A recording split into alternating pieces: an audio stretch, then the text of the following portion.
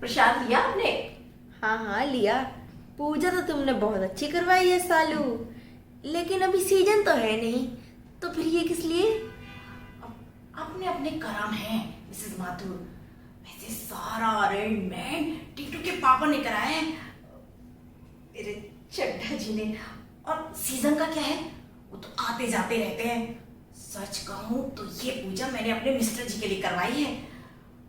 ये तो all season वही है, इतने अच्छे, इतने भोले, इतने सीधे कि क्या ही बताऊं।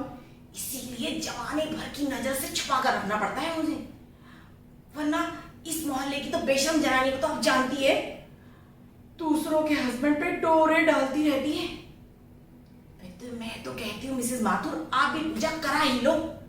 आप कहे तो कल ही पंडित भेज दो आपके घर।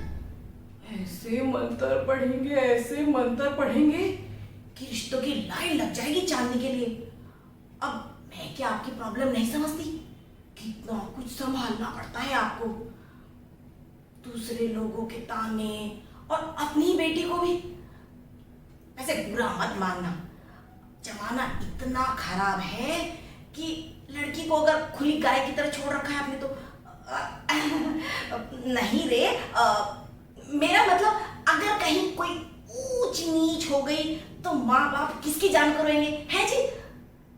मिसेस वर्मा, आप कहाँ बिना खाए पिए जा रही हैं? अरे रुकिए तो, हम आते हैं। Excuse me.